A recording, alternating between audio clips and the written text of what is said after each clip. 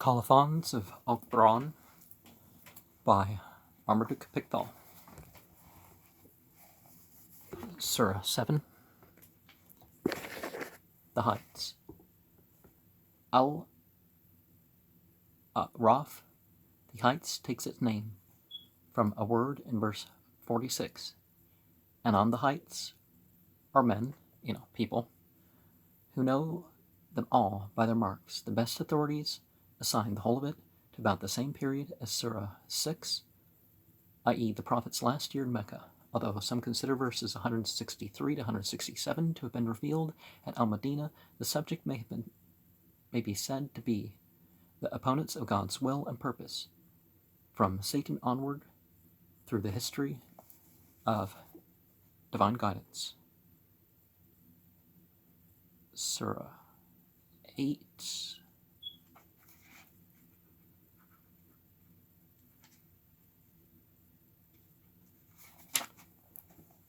Al-Anfal, the spoils, takes its name from the first verse, by which it is proclaimed that property in war belongs to Allah and His Messenger, that is to say, to the theocratic state, to be used for the common weal. And by theocratic state, we don't mean enforcing religion.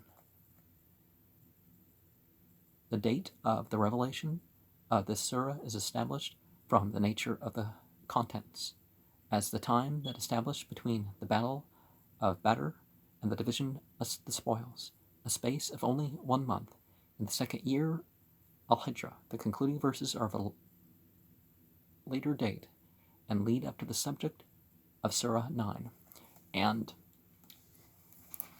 But of course we do mean that the state is ruled by God's law.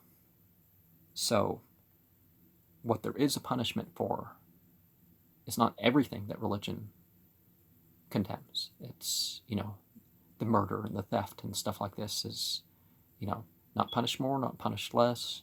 The way of choosing rather than appointment or mere popular opinion, that's tempered. So you could say a constitutional democracy is the Islamic way of theocracy. But, there's a lot more to things. But, so we'll leave that off. Move on here. A Meccan caravan was returning from Syria, and its leader, Abu Sufyan, fearing an attack from Al-Madinah, sent a camel rider on to Mecca with a frantic appeal for help, which must have came too late considering the distances, as if some writers, even among al-Muslimin, have alleged the Prophet had always intended to attack the caravan. Ibn Ishaq, Abud ibn Hisham, when treating of the Tabuk expedition, says that the Prophet announced the destination on that occasion, whereas it was his custom to hide his real objective. Was not the real objective hidden in the first campaign? It is a fact that he only advanced when the army sent to protect the caravan, or rather it is probable to punish the Muslimin for having plundered it, while approaching Al-Madinah. Now, the accusations of caravan raiding leave out the fact that it wasn't that, we can attack, we have power now to attack these people and get wealth by, no, that was not what was going on. What went on was these people drove them out, beat, even killed some, drove them out of their homes, took their stuff, and so it was, they were getting back at some of what was theirs by that. His little army, with 313 men, ill-armed and roughly equipped, traversed the desert for 3 days till, when they halted near the water of Badr, they had news that the army of Quraysh was approaching on the other side of the valley. Then rain fell heavily upon the Quraysh, so that they could not advance further on account of the muddy state of the ground. Lightly on al-Muslimin, who were able to advance to the water and secure it. At the same time, Abu Sufyan, the leader of the caravan, different than Samaria from the other chapter, those, because it's a similar ways, because Samaria is a leader of a caravan, but that's not what this is talking about. Which was also heading for the water of Badr, which was warned by one of the scouts of the advance of the Muslimin and turned back to the coast plain. Before the battle, against what must have appeared to all men overwhelming odds, the Prophet gave the Ansar, the men of Al-Madinah, whose oath of allegiance had not included fighting in the field, a chance of returning if they wished, but if they were only hurt by the suggestion that they could possibly forsake him.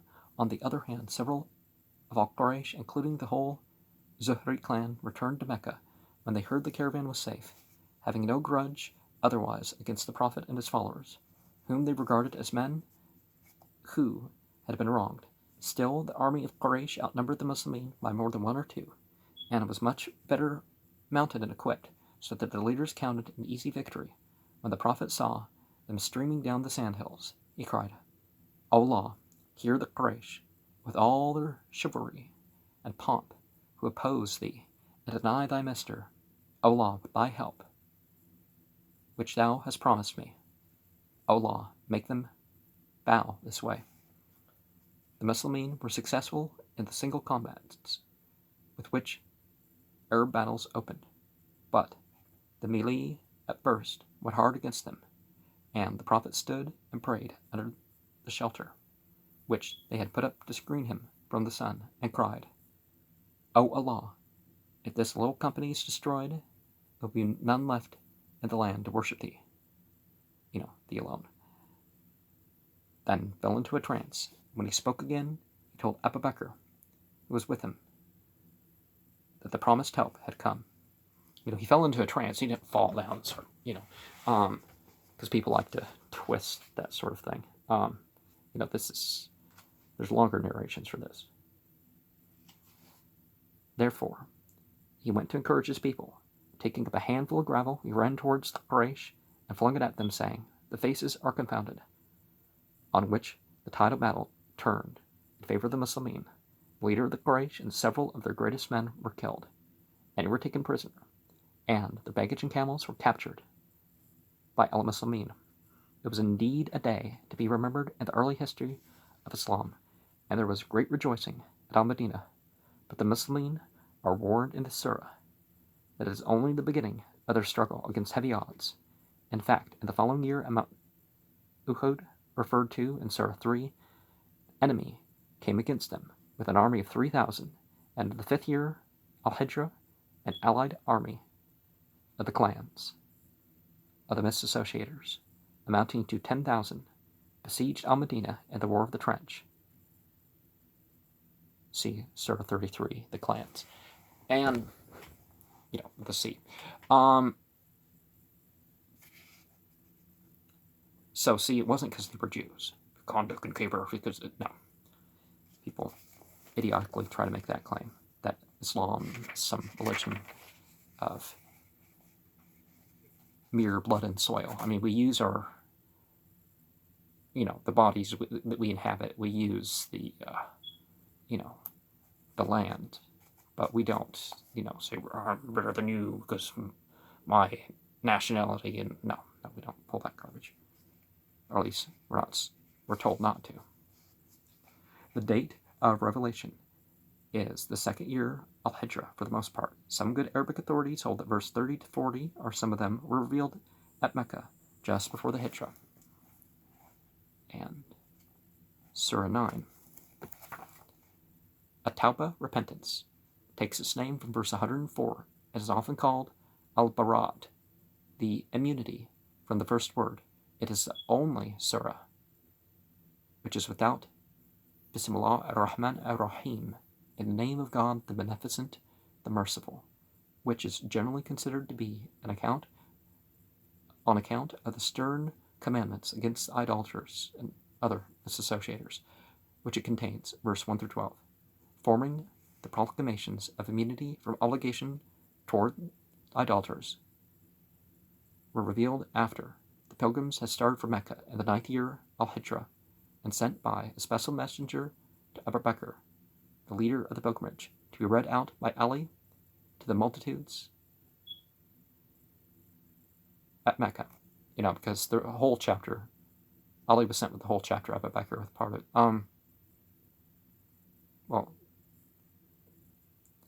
It signified the end of the misassociation in Arabia.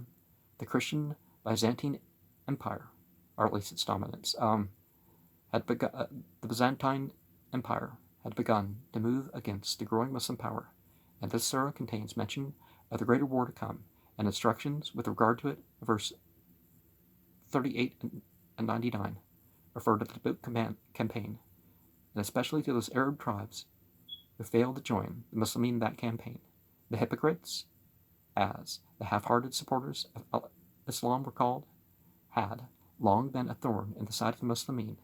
They had even at one time gone the length of descent, of forming a congregation and building a mosque of their own surreptitiously. On the Prophet's return from Tabuk, they invited him to visit the mosque. This is referred to in verse 107, and the date of revelation is the 9th year of the Hijrah. Now, people won't. There was a program, Not in My Name, or what was it? Something on PBS. They couldn't find anything. They found stuff in Buddhism, Christianity, Judaism, Hinduism, whatever, about intolerance and oppression, stuff like this. And they couldn't find anything. So this woman, ignoring verse 7 and 4 and 24 and 108,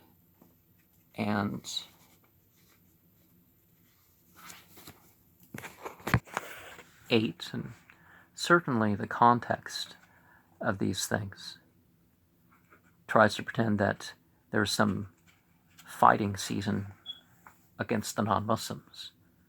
The 2nd month through the 6th month, the 8th month, the 10th month. There's people who claim nonsense like that.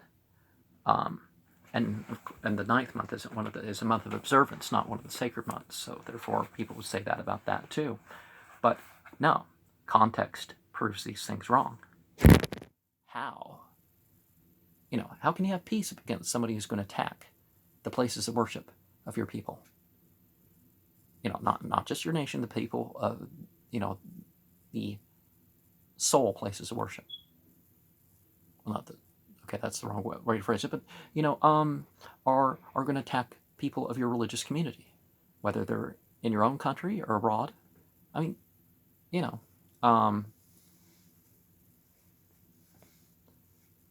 so things get way, way taken out of context, which is clear. Even just finished reading verse 5, it's pretty good. And also something that relates to this, the Ahmadiyya in Portland, Oregon, were one of the earliest, I don't remember if the exact address is exactly in Portland, but they're the earliest registered Islamic community in the country. And they could have had a masjid years earlier, actually, if they joined with the others, but they wanted their own separate place. They specifically built a place to be separate from the rest of the Muslimin. Don't we all say the same 5 daily prayers? Don't we all have the same exact Quran, whether you're Shia, Sufi, whatever? But they built a separate place. So that indicates, no, it's better to play. I would rather pray in a parking lot somewhere than pray in their place.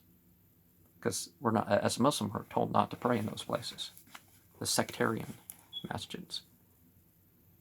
I've heard of Sunni and Shia places that are like that. I haven't actually been to any of them. They're ones dominated by Sunnis, or there was, I think Vancouver, Washington or maybe one of the Clark County, Washington places was going to have a separate Sufi place.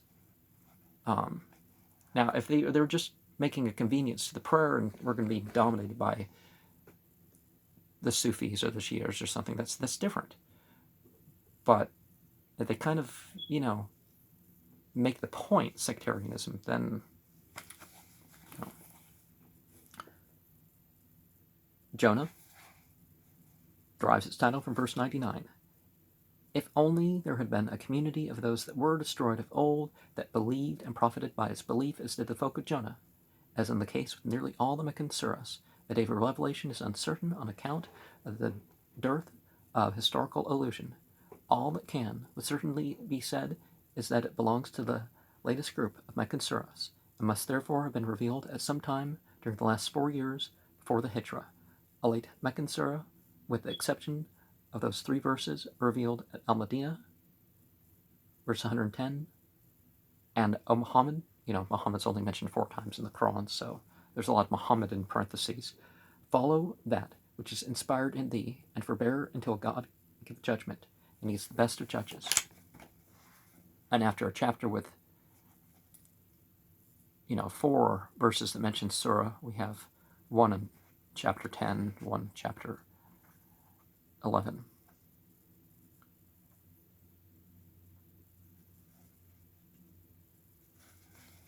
And you end up with 10 in all, which is interesting too. Surah 11.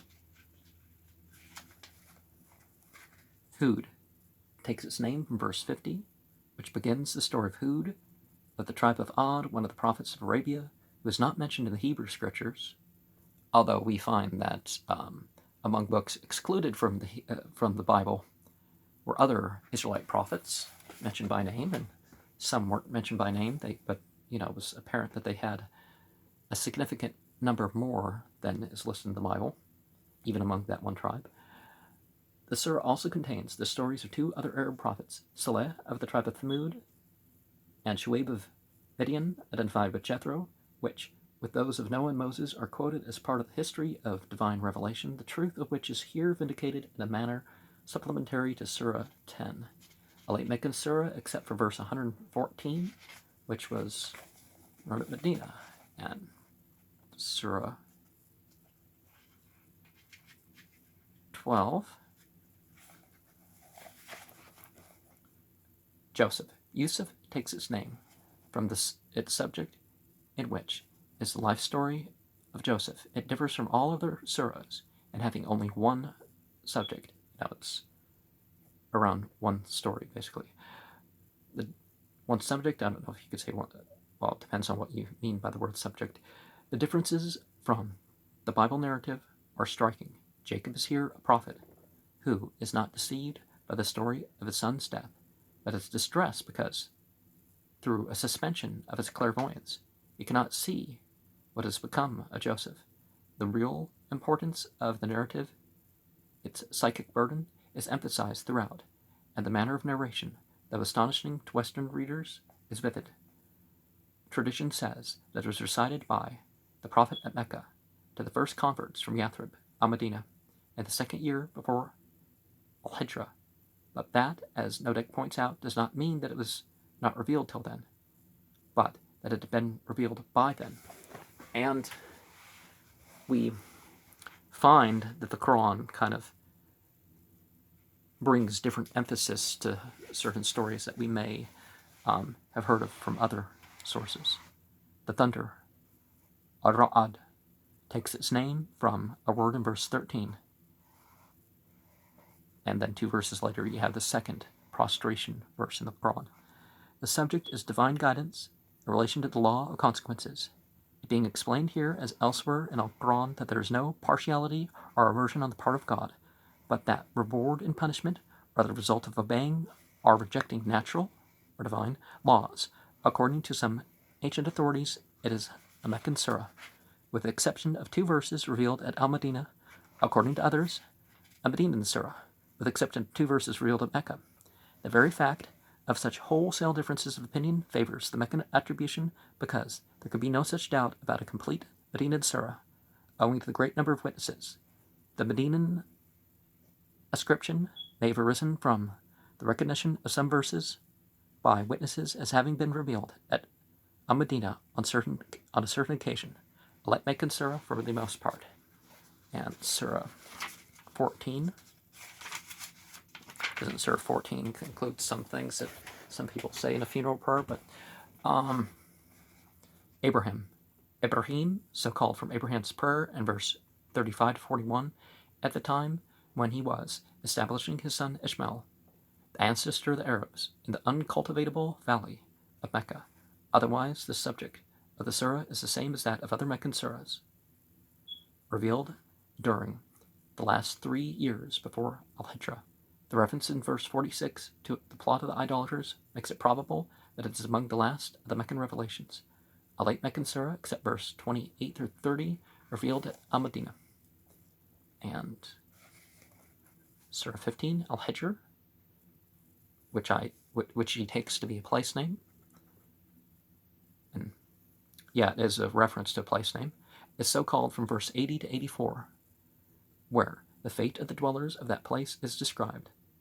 The date of revelation is earlier than that of any of the Meccan surahs which precede it in the arrangement of the book, though the subject and the tone are similar, which accounts for its position. Nolbec places it in his middle group of Meccan surahs, Meccan Suwar, that is, as far as one can judge from the inclusions, those revealed after the 8th and before the 3rd year before the Hijrah, and in so doing confirms the judgment of the best Muslim authorities, though some Muslim authorities would place it among the earliest revelations.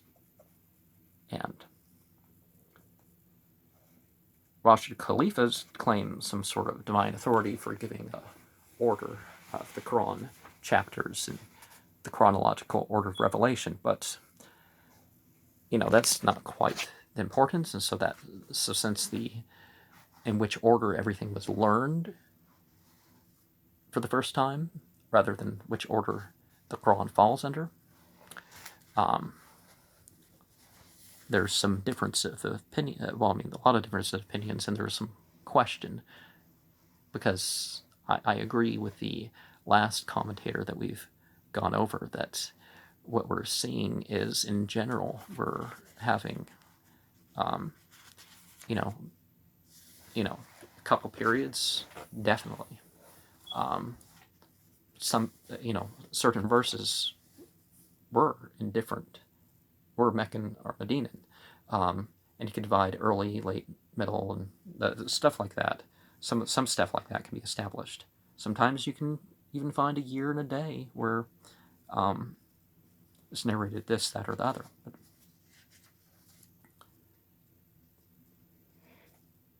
the bee, a nahl, takes its name from verse 68, where the activities of the bee are mentioned as a type of duty and of usefulness. It calls attention to God's providence for creation, and to his guidance to mankind as a necessary part of it, and warns disbelievers in that guidance of a folly and rejecting it, as great as would be the rejection of food and drink. The surah is ascribed to the last Meccan group, although some ancient authorities regard the ascription as valid for only verse 1 through 60, and consider the whole latter portion as revealed at Al-Madinah. The only verse in this surah which is self-evidently of Medinan revelation is verse 110, where the fugitives from persecution are said to have fought, for in the Meccan period fighting was unlawful for the Muslimin, though many of them fled from persecution, taking refuge in Abyssinia. A late Meccan surah with the exception of verse 110, which must have been revealed at Al-Madinah not earlier than the 2nd year Al-Hijrah, and possibly many other verses toward the end. And Surah 17,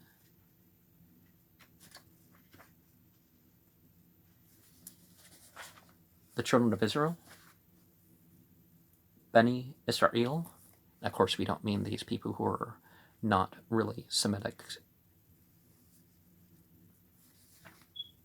these white people from the north that the Bible actually warns against, but begins and ends with a reference to the Israelites.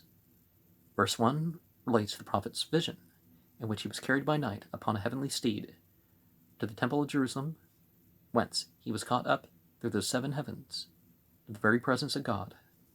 The surah may be taken as belonging to the middle group of Meccan surahs, except verse 81. According to other commentators, verse 76 to 82 revealed at Al-Madinah. Now, when we talk about the Israelites, it's not the same thing as the Jews. And historically, we find that that's the case too. The cave, Al-Kahf, takes its name from the story of the youths who took refuge from persecution in a cave, verse 10 through 27, and were preserved there as if asleep for a long period. A story which is generally identified by Western writers like Gibbon with The Legend of the Seven Sleepers of Ephesus. But a strong tradition in the Muslim world asserts this story and that of Dhul-Qarnayn, the two-horned one, in verse 83 to 98, possibly also that of Moses and the angel, 60 to 82, were revealed to the prophet to enable him to answer the questions which the Jewish doctors of Yathrib had instructed the followers of ethnic faiths. Well, that's not quite the word. The misassociators, anyways. To ask him as a test to prophet. The questions were three. Ask him, said the rabbis, of some youth who were of old. What was their fate? 4. They have a strange story. And ask him of a much traveled man who reached the sunrise regions of the earth and the sunset regions thereof. It's the Quran doesn't say that the sun or the moon rises or sets in a particular part of the earth. It talks about the sunrise, the time of the sunrise, and that sort of thing. And what was his history? An axiom of the spirit, what it is. The tormentors of the prophet who had been to Yathrib to get hints from the Jews on their return to Mecca put these questions to the prophet after having told the people that it was to be a crucial test. The prophet said that he would surely answer them upon the morrow, without adding, if God will, as though he could command God's revelation. As a reproof for that omission, the wish for a revelation was withheld for him for some days, and when it came, included the rebuke, included in verse 23 and 24. There is no reason whatever to doubt the truth of the revelation, which connects this chapter with the three questions set by the Jewish rabbis, and answers must have been considered, satisfying or at least silencing, or the Jews would certainly have made fun of them when they were taunting the prophet daily after his flight to Yathrib al-Medina. We find that a lot of the taunting had nothing to do with whether it was satisfactory or not. They were going to say what they were going to say anyways. That being so, it would seem rash to identify the story with that of the Christian seven sleepers. It must belong to the story. It must belong as the story of the two-horned one actually does belong to rabbinical lore. The third of the question answered in Surah 17, verse 85, belongs to middle group of Meccan surahs. And one of the things that were, the Christians and the Jews often had different opinions of the same matter. But chapter 18, 22 in a different way, is kind of like an Islamic book of Revelations, isn't it? But it's through principles and story rather than obscure symbolism and perhaps insult of others. Because the idea of, can't you wait till the end times and you're going to watch these people suffer because you're going to be in the good position, you're going to be watching them suffer like it's go through hardship would be probably the right way to put that. The companion of Moses, the people of the cave, the Persian Messiah,